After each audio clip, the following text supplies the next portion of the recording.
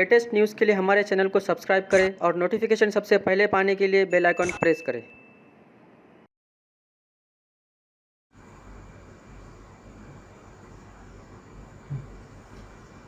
एक बार फिर से आप सभी का मैं तहे दिल से इस्तकबाल करता हूँ, स्वागत करता हूँ।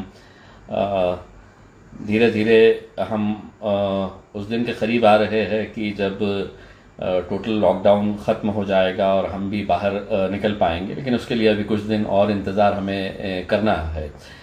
मैं आज यहाँ पर आप लोगों से एक बार फिर से संबोधित करने का, बातचीत करने का इस वजह से फ़ैसला लिया है कि कुछ नए कानून आए हैं। जैसा कि पहले सरकार ने ये फैसला किया था कि जितने भी माइग्रेंट्स हैं या वो लोग जो औरंगाबाद में फंसे हुए हैं और उन्हें अपने अपने गांव जाना है, अपने ज़िले जाना है, अपने शहर जाना है या महाराष्ट्र के बाहर जाना है, उन सब के लिए कंपलसरी किया गया था कि वो मेडिकल सर्टिफिकेट हासिल करे किसी भी डॉक्टर से, और वो डॉक्टर ने ये प्रिस्क्राइब करे कि इन्हें कोई भी ऐसे सिम्टम्स नहीं है जिससे वो ट्रैवल नहीं कर सकते हैं। आज गवर्नमेंट ने उसके अंदर कुछ रेक्टिफाई किया है, उसे इम्प्रूव किया है, और उस गाइडलाइंस के तहत अब आज के बाद जितने भी लोग ट्रैवल करना चाह रहे हैं, औरंगाबाद के बाहर जाना चाह रहे हैं, उन्हें मेडिकल सर्टिफिकेट हासिल करने की ज़रूरत नहीं है। यानी कि अगर बहुत बड़ा ग्रुप अगर कल कोई ट्रेन से जा रहा है, इन सबको वहाँ पर महानगर पालिका के डॉक्टर्स या गवर्नमेंट के जो भी डॉक्टर्स की टीम रहेगी, वहाँ पर वो लोग उन्हें उनके टेम्परेचर चेक कर लेंगे और सभी का एक लिस्ट तैयार करके दे दी जाएगी कि इनमें से जितने भी लोग ये टेस्ट किए गए हैं वो कोई भी कोविड-19 या इन्हें किसी भी तरह का कोई सिम्टम नहीं है। तो अभी तक जो डॉक्टर्स के पास जो रश देखने को मिल रहा था वो अब कल से पूरी तरह से ख़त्म हो जाएगा। लेकिन जो माइग्रेंट्स है दूसरे राज्यों के, विशेषकर बिहार के, उत्तर प्रदेश के, झारखंड के, पश्चिम बंगाल के, इन लोगों को अपने डॉक्यूमेंट्स सबमिट करना जरूरी है, क्योंकि आप लोगों के लिए जो ट्रेन का इंतजाम किया जा रहा है वो पूरी लिस्ट तैयार करके हमें जिलाधिकारी दफ्तर के अंदर सौंपना है। तो वो काम हमारा जारी रहेगा। जब ये नोटिफिकेशन आया था तो एक दिक्कत लोगों के सामने ये आई थी कि गवर्नमेंट ने तो कह दिया था कि नोटिफिकेशन के जरिए कि जिन जिन लोगों को जाने का है, उन्होंने अपना वेबसाइट दे दिया था कि इस वेबसाइट के ऊपर आप ऑनलाइन अप्लाई कर दीजिएगा, आपका आधार कार्ड उसको अटैच कर दीजिएगा और मेडिकल सर्टिफिकेट। अब इनिशियली बड़ी दिक्कतें ये आई कि कई जगह से हमें डॉक्टर्स के सर्टिफिकेट नहीं मिल रहे थे। हमने पर्सनली बहुत सारे डॉक्टर्स को रिक्वेस्ट किया, और जब लोगों की दिक्कतें हमें समझ में आई तो मैंने खुद ने अपने ऑफिस के ऊपर दिल्ली गेट के ऊपर एक हेल्प डेस्क स्टार्ट किया। एक सुविधा केंद्र एक तौर से था इन लोगों के लिए जिनके पास कोई स्मार्टफोन नहीं है, जो ऑनलाइन किस तरह से फॉर्म भरना है ये जानते नहीं थे, मेडिकल सर्टिफिकेट कहाँ से लाना है इनके लिए बड़ी दिक्कत हो रही थी। तो एक हमने हेल्प डेस्क तैयार किया।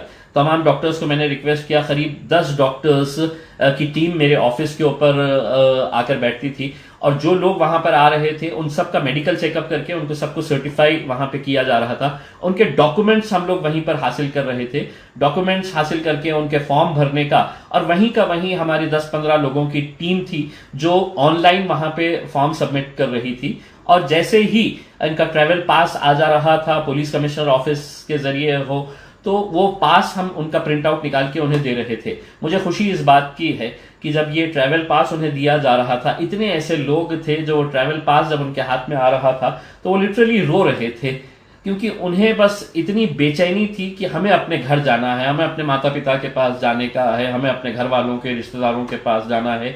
कईयों को ये था कि नहीं, बस किसी भी तरह हमें अपने गाँव पहुंचा दे।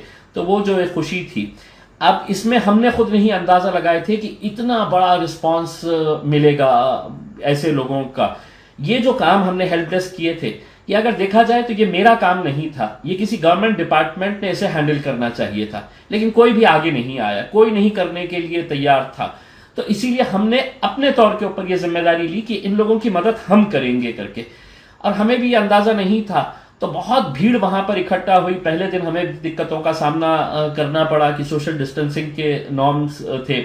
आज भी बेहिसाब वहां पर लोग इकट्ठा हो गए थे। कुछ मीडिया वाले पहुंच गए और मीडिया को जैसा मजा आता है इस तरह की खबरें, ये नहीं जानते हुए कि ये लोग कौन है, किस तरह की दिक्कतों का सामना करना पड़ रहे हैं। बहुत सारे चैनल्स ने अपना दिखाना शुरू कर डाला कि खासदार के सामने, ऑफिस के सामने बड़ी भीड़ इकट्ठा हो गई सोशल मीडिया के ऊपर, और वो लोग सोशल मीडिया के ऊपर मुझे क्रिटिसाइज करने लगे, जो लोग आज से 4 दिन पहले चाह रहे थे कि औरंगाबाद में भी शराब की दुकानें खुलनी चाहिए करके। उस वक्त मैं अकेला था जिसने ये स्टैंड लिया कि नहीं, औरंगाबाद जिले के अंदर हम शराब की दुकानें नहीं खोलने देंगे। और वो निर्णय हमारा सही इसलिए साबित हुआ कि जब मुंबई के अंदर हमने देखे, दूसरे शहरों के अंदर हमने देखे कि काय का सोशल डिस्टेंसिंग का, लोग एक दूसरे के आंख के ऊपर चढ़कर शराब की बोतलें हासिल करने के लिए जिस तरह का एक हुजूम इकट्ठा हो रहा था, आखिरकार जो फैसला हमने लिया था, मुंबई को वही फैसला मजबूरन लेना पड़ा और कल रात से उन्हें भी अपना डिसीजन कैंसिल करना पड़ा।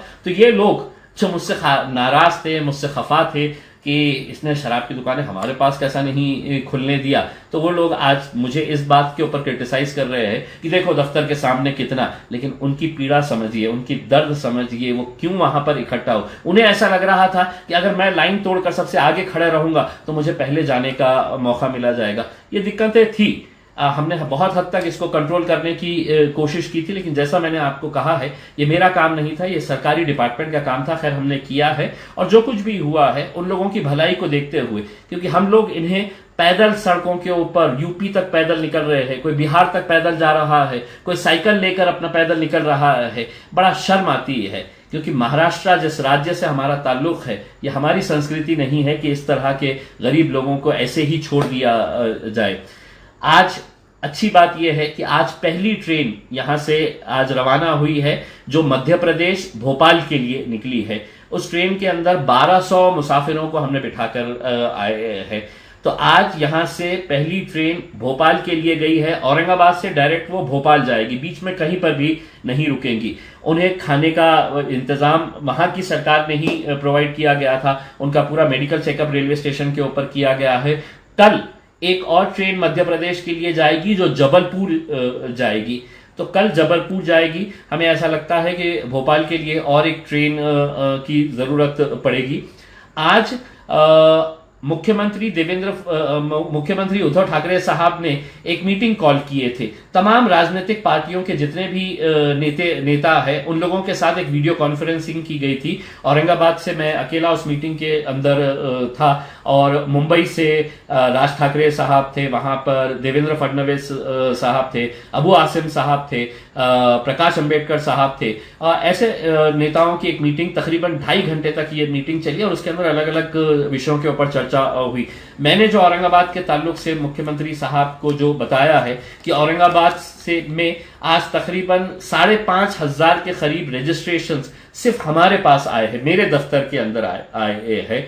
इनमें से करीब 2,500 ऐसे लोग हैं जो लखनऊ या उत्तर प्रदेश से ताल्लुक रखते हैं, जो पश्चिम बंगाल से ताल्लुक रखते हैं या बिहार से ताल्लुक रखते हैं। तो इन लोगों के लिए विशेष ट्रेन चलाने का मैंने अनुरोध किया है। मुख्यमंत्री साहब ने आश्वासन दिया है कि अगले 2-3 दिनों के अंदर ये पूरा शेड्यूल आ जाएगा कि कहां कहां से ट्रेन निकाली जाने वाली है। मध्य प्रदेश की जितनी भी ये है क्राउड है, वो मध्य प्रदेश का क्राउड 2 दिनों के अंदर हम पूरा क्लियर कर लेंगे।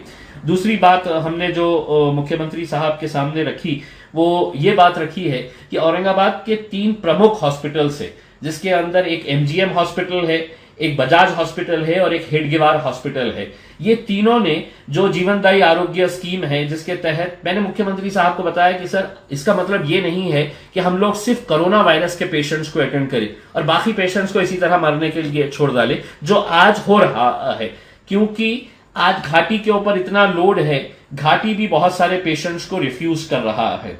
तो इनकी मजबूरी है कि ये प्राइवेट हॉस्पिटल में जाए। अब प्राइवेट हॉस्पिटल में जब जा रहे हैं, चाहे उन्हें डायलिसिस करवाना है या दूसरा इलाज करवाना है, ऑपरेशन करवाना है, तो ये गवर्नमेंट स्कीम के तहत हो जाया करता था। लेकिन ये 3 हॉस्पिटल्स है जिन्होंने अपना रिन्यूअल कराया नहीं है, क्योंकि उनके कुछ इश्यूज है गवर्नमेंट के साथ, कि उनका कहना है कि हमको ये पड़वरता नहीं है, अब रेट्स बहुत महंगे हो गए हैं, तो हम अपना रिन्यूअल नहीं करवा रहे हैं। जो मेरे हिसाब से ऐसे वक्त के ऊपर बहुत गलत डिसीजन ये तीनों हॉस्पिटल ने लिया है। मैं ये तीनों को अनुरोध करूंगा कि ऐसे वक्त के अंदर आप इसका कमर्शियलाइजेशन मत करिएगा, इसका कमर्शियल एस्पेक्ट मत देखिएगा। पैसा कभी भी आएगा, आपको जो भी भरपाई होगी वो किया जाएगा। तो मैंने मुख्यमंत्री साहब से कहा है कि ये तीनों हॉस्पिटल्स को आप इमीडिएट अपने सेक्रेटरी के जरिए ये आदेश करिएगा कि इनका जो भी इशू है इसको सेटल करिएगा, ताकि दूसरे जो पेशेंट्स हैं उन्हें दर दर भटकने की नौबत ना आए। कई पेशेंट्स मुझे फोन करते हैं कि सर हमें ऑपरेशन करना है, लेकिन हॉस्पिटल कह रहा है कि इतने हजार रुपये आपको लगेंगे ये ऑपरेशन करने के लिए। तो ये मुद्दे के ताल्लुक से हमने मुख्यमंत्री साहब को हमने बताए हैं। दूसरा ये है कि मैंने मुख्यमंत्री साहब को ये बताया है कि महानगर पालिका ने फायर ब्रिगेड के पास एक हॉस्पिटल बनाया है अपना, ऐसे समय के ऊपर 4 करोड़ रुपया उसके ऊपर वो तकरीबन खर्च कर रहे हैं, लेकिन हॉस्पिटल चलाया जाता है ना तो कॉर्पोरेटर से, ना महापौर से, ना उप महापौर से, ना आमदार, ना खासदार। हॉस्पिटल अगर चलेगा तो मैन पावर से और डॉक्टर से। लेकिन देखिएगा कि कारभार कैसा है कि यहां पर सीनियर फिजिशियन और सीनियर इंटेंसिविस्ट चाहिए, 10 पोस्ट की उन्होंने क्रिएट किया है। वहां पे पेपर में ऐड दिया गया है और उस पेपर के ऐड के अंदर ये बताया गया कि सीनियर फिजिशियन को हम 60,000 रुपये महीना पगार देंगे करके। अब सीनियर फिजिशियन जो एमडी होता है या सीनियर इंटेंसिविस्ट, वो 60,000 रुपये के अंदर आएगा क्या, ये एक सवाल है। वही पोस्ट के लिए मुंबई महानगर पालिका ने अपने मुंबई के अखबारों के अंदर ऐड निकाला है और वहां पर वो इसी पोस्ट के लिए 3,50,000 रुपये सैलरी दे रहे। दोनों ही एड्स मेरे पास मौजूद है और दोनों ही एड्स मैंने जिलाधिकारी को भी दिया, मैंने म्युनिसिपल कमिश्नर साहब को भी दिया और मैंने सीएम साहब को भी आज के दिन बताया कि सर अगर अपने को सिर्फ इंफ्रास्ट्रक्चर डेवलप करने का है कि हमने बिल्डिंग बना दी है, बेड्स ला लिए हैं, इक्विपमेंट्स लेके आ गए हैं, लेकिन डॉक्टर्स ही नहीं है, तो ये हॉस्पिटल चलेगा कैसा। मुख्यमंत्री साहब ने ये भी आश्वासन दिया है कि तुरंत इसके ऊपर भी कुछ ना कुछ फैसला किया जाएगा। अगर अच्छे डॉक्टर्स रहेंगे तो अच्छा अस्पताल भी चलेगा। अगर आप सस्ते में अगर मंगाएंगे तो आप देख लीजिएगा, आपको वो 10 की 10 पोस्ट मेरी जानकारी के हिसाब से खाली है, एक भी डॉक्टर ने उसके लिए अप्लाई नहीं किया है। आप अच्छा पैसा दीजिएगा, गवर्नमेंट आपको पैसा दे रही है, ऐसा नहीं है, करोड़ों रुपये का फंड आया हुआ है। अगर आप डॉक्टर्स को नहीं देंगे तो फिर ये इक्विपमेंट्स खरीदने का इंटरेस्ट जो रहता है तमाम महानगर पालिका के अंदर, तो आपको मालूम है कि सारे इक्विपमेंट्स ला लिए जाते हैं।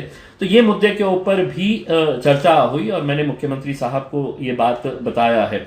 दूसरा एक अहम मुद्दा ये है कि एक 3-4 दिन पहले बुड्डी लाइन इलाके के अंदर एक केस हुआ था कि जहां पर कुछ डिप्टी कलेक्टर रैंक के ऑफिसर्स वहां पर पीपीटी किट पूरा पहनकर वहां पर गए थे। व्हाइट यूनिफॉर्म आप देखेंगे जो यूजुअली डॉक्टर्स पहनते हैं, और स्मार्ट सिटी के कोई कर्मचारी है उनको साथ में लेकर गए बुड्डी लाइन के अंदर और ये कहा कि यहां पर पॉजिटिव केस है, हमको यहां पर ले जाना है। अब वहां के लोगों ने उसका विरोध किया और उन्होंने कहा कि हमको बताओ तो सही कि क्या है हमारे पास, आपके पास, कि आप ये बता रहे हैं कि ये पेशेंट पॉजिटिव है करके। उन्होंने कहा कि हमारे को किसी का फोन आया था कि यहां पर पेशेंट है और हम लेने के लिए आए हैं। मैं वहां के बुड्डी लाइन के जिन लोगों ने उसका विरोध किया है मैं उसका समर्थन करता हूं, क्योंकि मैंने बार बार पूरे प्रशासन को यह बात बताया है कि अगर आप किसी का मेडिकल टेस्ट कर रहे हैं, अगर आप मेरा मेडिकल टेस्ट कर रहे हैं, मेरा स्वैब ले रहे हैं, तो मुझे बताइएगा, आप ये रिपोर्ट आई है आपकी कि इम्तियाज जलील साहब आप निगेटिव है या आप पॉजिटिव है।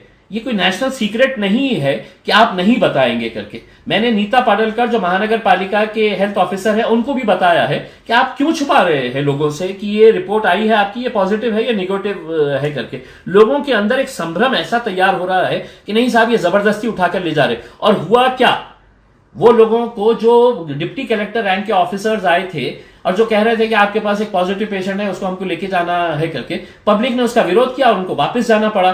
दूसरे दिन अखबारों के अंदर ये खबर आई, बल्कि लोकमत अखबार में ने तो ये छाप दिया कि ये जितने भी लोग थे ये बोगस टीम थी, ये बोगस लोग आए थे, बोगस टीम आ रही है और लोगों को उठाकर लेके जा रही है। अब आप सोचिएगा कि लोगों के अंदर कितना एक शक पैदा हो गया, कितना संभ्रम पैदा हो गया। इसके ताल्लुक से मैंने आज के दिन जिलाधिकारी साहब के साथ विशेष तौर के ऊपर चर्चा की। मैंने मुख्यमंत्री साहब को भी ये बताया है कि ऐसा नहीं होना चाहिए। अगर कोई पॉजिटिव केस आया है, आप जाइए, एक टीम को भिजाइए, लोगों को समझाइएगा कि ये पॉजिटिव केस आया है, आपको ये एहतियात करना पड़ेगा।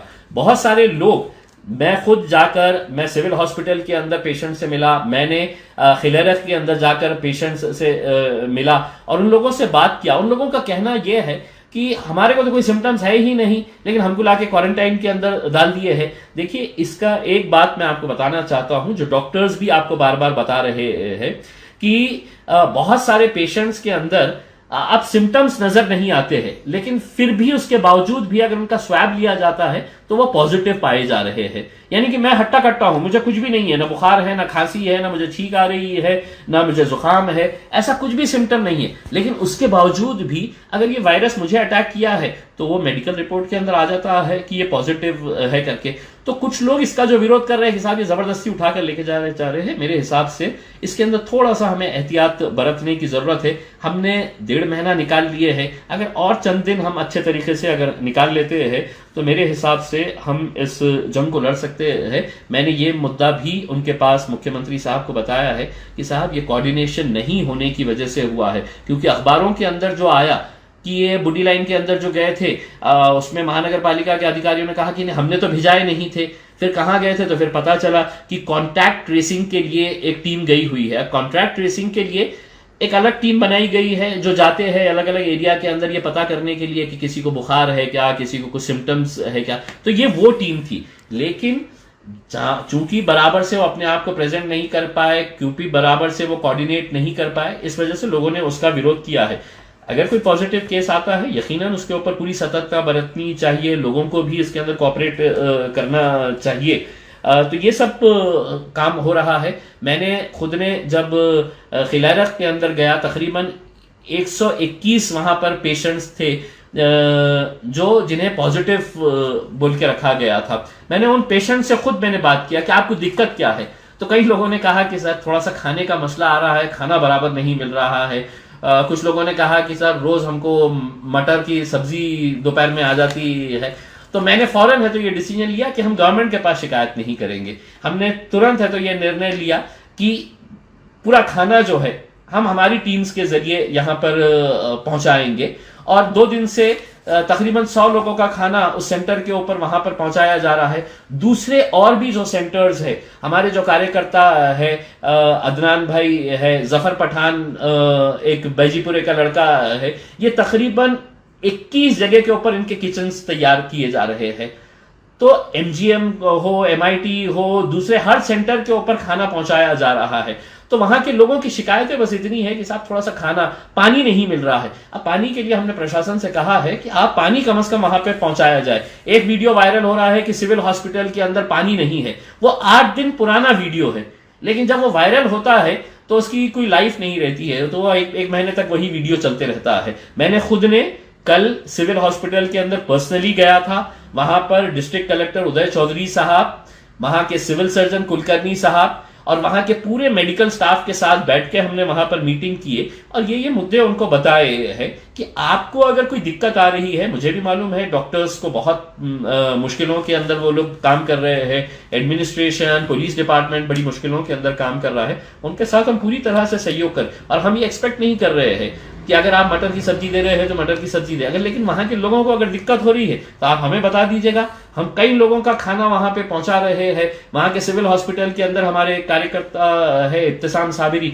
वो वहां पे खाने का इंतजाम करे हुए है। तो हम तमाम लोग जो है, जितनी भी टीम इसके अंदर काम कर रही है, वो इसके लिए पूरी तरह से आगे आएंगे और भी सहयोग करते रहेंगे। मैं सिर्फ जो उत्तर प्रदेश और बिहार को पैदल जाने वाले जितने भी लोग हैं उनसे ये अनुरोध करना चाहूंगा कि हमारी पूरी कोशिशें जारी है कि जल्द से जल्द आप लोगों के लिए ट्रेन का इंतजाम किया जाए। हमें बहुत खराब लगता है कि जब आप लोग पैदल ही अपने उत्तर प्रदेश के लिए 1400 किलोमीटर, 1500, 1600 किलोमीटर ऐसी तपती धूप के अंदर जब जा रहे हैं। कल जब वीडियो के ऊपर हमने देखा है कि मुंबई के अंदर एक 7 महीने की एक प्रेग्नेंट महिला औरत, वो तकरीबन 150 किलोमीटर ट्रैवल कर चुकी थी।